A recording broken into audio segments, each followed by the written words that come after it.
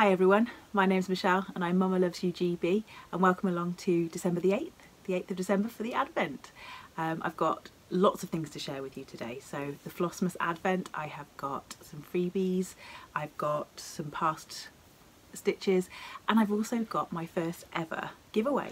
Well, two actually, I've got two giveaways to share.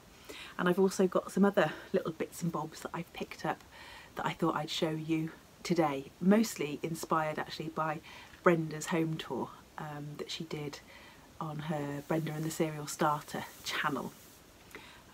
And if you haven't gone and watched that tour, and actually they did a video on set that was released on Sunday night as well, Sunday the 7th, where they were socially distanced again, so back to Brenda and Laura on two different cameras again, but it was fantastic to see. So I've got a couple of things that are sort of inspired by Brenda's home tour that I'd like to show you. So we've had a bit of news today about school. I told you the other day that we were going to go in today, and today was that the heating was going to be looked at, and they were supposed to be turning off the heating and digging up and trying to fix the heating.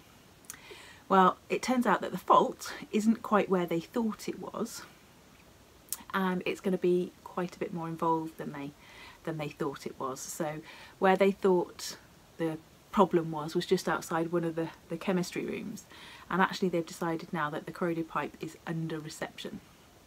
So it means that reception is going to have to be dug up, I presume, dug up, and then that famous little word which makes everybody suck their teeth, asbestos. So they think there might be some asbestos, because we've got quite an old building, so they think there might be some asbestos in the flooring and where they need to get to for this pipe. So what's happened is, as of tomorrow, which will be the 8th of December, I'm filming this on Monday the 7th, school will only be open to years 7 and 8, because what they've got is enough rooms that are heated separately and that are away from the area where the building work's going to be done completely, that they can have 7 and 8s in, and then the rest of the classes will be taught remotely. So we're back to remote schooling again. Now I've only got one other class, one year 8 class on Friday, so that means that I don't have to go in until Friday. So I've got 3 days of homeschooling to do, which will be fine. Luckily most of my classes are actually just coming up to end of unit assessments, so they will be doing some extra revision over the next few days so that they can do their tests when they come back next week. So it means that I am going to have at least a couple of hours extra every day for stitching, hey!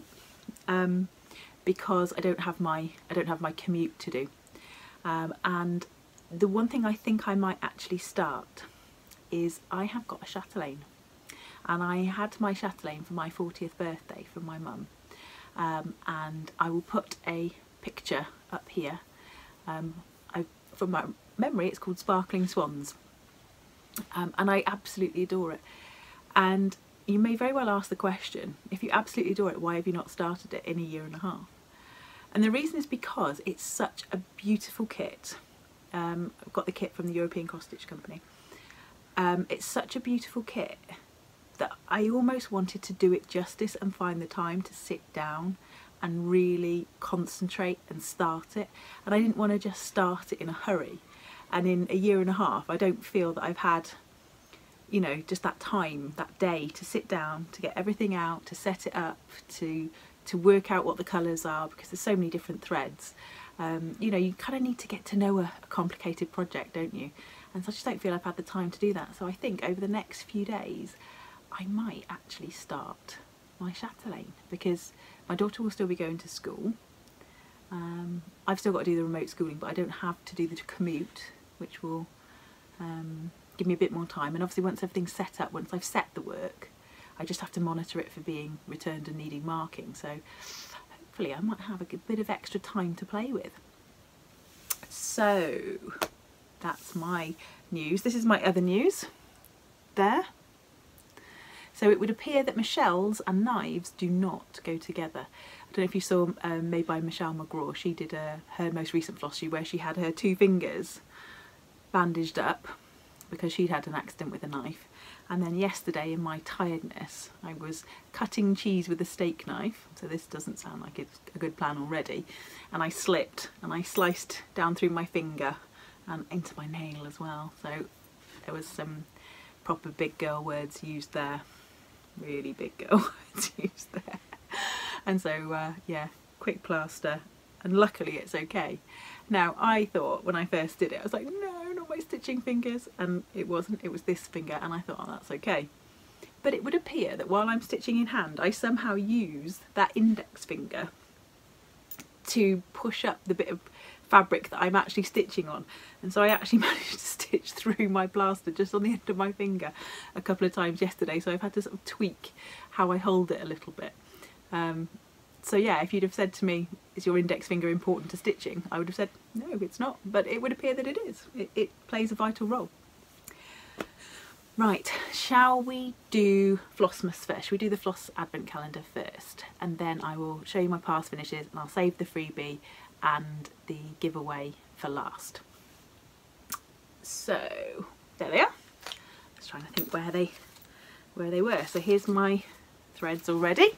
Lots of people were really taken with the one from yesterday, which was Misty Harbour. So 2 or 3 people commented on that one. Right, day 8.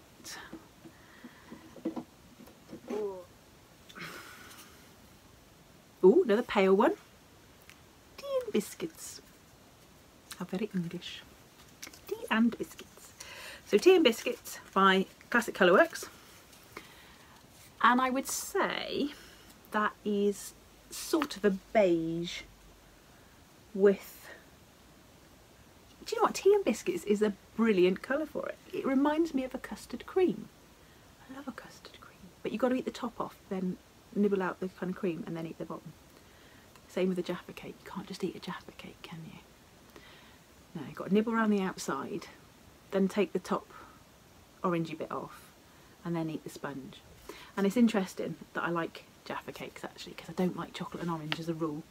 It gives me the same feeling in my teeth as eating, you know, if you get a bit of tin foil in your mouth and you sort of, ooh, does that. Chocolate orange generally does that to me, except for Jaffa cakes. I digress. That is Tea and Biscuits. You notice I've not even mentioned the tea, straight onto the biscuits. But that is a bit pale for tea for me. I like builder's tea. That is what my mother would refer to as peely wally. It's a bit peely wally, a bit pale, but interesting. So yeah, I do builder's tea. But that will be a very useful colour. I think lots of things would call for a colour similar to that. So there is the Floss Advent and my 2 finishes. I'm going to show you this one first, and then I'll show you the next one. So this is one of the framed ones. I haven't shown you many framed ones. This is by the Witchy Stitcher on Etsy, and it's called Baba Yaga. And I have to say, I can't honestly remember if I've shown this before or not. But again, I don't really think it matters if I have a random piece there. So I stitched this in the called for colours, I think. Or if not, very, very close to the called for colours. I'll bring it a bit closer so you can see a bit more of the detail. And it's on a piece of my own hand-dyed fabric. It looks like a 32. You can tell that I framed it myself because it's a little bit wonky on the sides, but never mind, we can live with that. And just a frame that I'd got from a charity shop, painted it black with left the gold mount on it, and I was really, really pleased with that. So it's, as I said, Baba Yaga by the Witchy Stitcher. I love going to charity shops to look for mounts and for frames. I bought a couple at the weekend actually. One's a bit too big for what I thought I was going to use it for, but it would definitely come in handy for something else.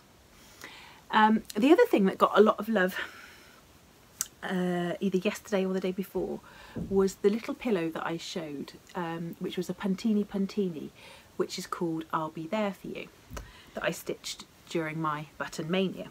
This is another one that I stitched during Button Mania by the same designer, Puntini, and this is called Sew, Grow, Eat. And so it says Sew, Grow, Eat, Repeat. And the buttons on this one, I'll come up a bit closer, are the radish, take my manky finger out of the way, the little cabbage and then the little carrot. And I really enjoyed stitching this one. We were growing a lot of our own fruit and vegetables over the lockdown, and we had such nice weather that it kind of all became about the garden and sort of sitting in the garden and doing gardening, growing things. So when this popped up, and again I got this from on eBay from Chris from the Nimble Thimble shop, Tanat 2. I was so pleased to see it, and I really enjoyed stitching it. I've not used any of the colourful colours. I think this one along the bottom is actually a sulky. It's a yellow, but it's a variegated yellow. And I think the rest are just whatever DMCs I had to hand. Yeah, it is. Whatever DMCs I had to hand. I used a tiny little bit of the fluffy whisper thread on the bunny's cottontail. So just backed with a little bit of wool felt, and this was just a little pin that I had kicking around that I've just put on the back. So Sow Grow Eat, it's on 32 count star sapphire linen by, I want to say Permin. But I know, so I got to do a similar colour. So those are my two finishes. Now before we get on to the freebie and onto the giveaways, I just wanted to show you some of my collection of bobbins and cotton reels and things like that. I really enjoy collecting these big old cotton bobbins. This one's a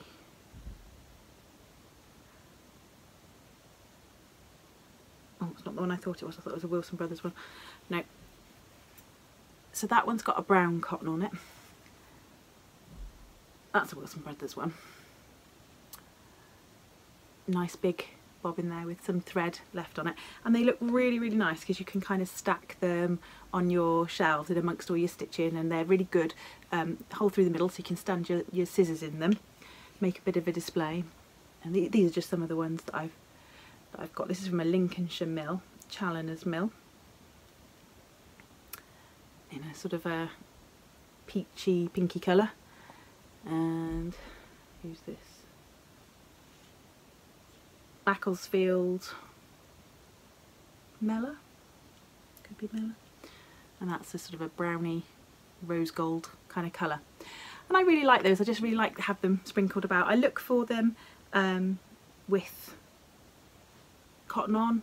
I look for them empty. In fact, I want to find some more empty ones for wrapping. Instead of making a drum, particularly on some smaller designs, I want some little cotton bobbins just to wrap them around. It's easier on this type because underneath there it's straight, whereas this type, it probably is straight underneath there, but it's so far in that it's going to be quite narrow in the middle there, whereas these ones tend to be a bit fatter in the middle. So there's that type. I also really like these ones. These are great for hanging things that you've done on bands, so band samplers. They're really great for hanging band samplers on. So I've been working on the eye stitch band sampler. I haven't done any more since I showed it to you in my whip parade, but that's lovely reds and blue and white. And my plan is to sort of hang it from there, or even just wrap it around there, because it's quite a big one, and that's got a blue end to it. And I also really like these ones, which have got the metal ends. So this is quite a tall pair. I've got a pair that are shorter than this, and the shorter pair actually I've got a piece of stitching that they fit on, which I'm going to show you as one of my previous finishes. And basically the stitching sits between the two on the mantelpiece. So these two, sort of when they're sat there like that, the stitching is wrapped around these two bobbins, and it just sits on the mantelpiece, and it's a way of sort of holding them, sort of like scroll ends, just holds the stitching open. So yeah, I will show you that finish. In fact, I probably should have shown you that finish today, but I'll show you that finish in a couple of days' time. And the other cotton reel that I really like, which doesn't come up very often, is this Bagley & White's Bright Eye. And I like it primarily just for the sticker on the end. I really like that piece of advertising. It's on both ends. And this one I picked up, I think I paid £1 for it. But I'm looking to get one of those printer's trays, you know, the printer's trays with all the little cubby holes in them, to start sort of displaying my cotton reels. And I really like them when they haven't been punched at the end. And this one actually is my pride and joy, which it might not look like it from the box, but you might be able to guess from the end what it is. And this is a completely unused giant JP Coates. So this is when they did the mile of thread. So on this bobbin here, and it looks shiny because it's still got its coating on it, on this bobbin here, on this reel, is a mile of white thread. So you can see on there 1609 meters of thread, and I just love it. I just love the look of them in and amongst your stitching, just the sort of stitching paraphernalia and other little bits and bobs. Right, getting on to the last little bit. Now, the very last little bit is all about Galliana cross stitch. Now, I've been speaking to Elaine from Galliana cross stitch for a few weeks now, and she recently launched the Christmas house, which I showed on my floss tube, and she was kind enough to give a discount for her Etsy shop for us all, which we loved, and lots of people gave me some great feedback on it, and I know Elaine had really great feedback on it as well. And she also released 2 others not long afterwards. In fact, let me just do it like this. One which is very appropriate, which is called the Welsh Dresser, and the second one is Christmas Castle. Now, Elaine has very kindly given me a copy of each to give away. So all the normal giveaway rules apply. Don't say giveaway, you have to be over 18 so that I can have your address or your mailing details. And ooh, what's the other thing? Don't say giveaway, be over 18 and be a subscriber. Yeah, don't forget to be a subscriber. I'm nearly at 5,000, can you believe it? So what I'm going to say is, if you are in the UK and you win, you can choose between a printed copy of the chart that you win or a PDF. If you are in the rest of the world, anywhere else in the rest of the world, then yours will be a PDF copy. And Elaine has given me permission to send on the copies that she sent to me. So when she sent me my free copies, she said I could either keep them and stitch them, or I could use them as a giveaway. And I thought, well, I'm going to have to use them as a giveaway. You know, people are going to love these. They're going to really, really want to stitch them. And so I want to do a bit of a giveaway for you all. So if you would like the Welsh Dresser, so if you're in the UK, either as a paper copy, which I will print and send to you, or a PDF, which I will email to you, or the rest of the world just as a PDF copy, then somewhere in your comment, if you can put the word dresser, so D-R-E-S-S-E-R, have to make sure you spell it right. It's part of my job, making sure you spell it right.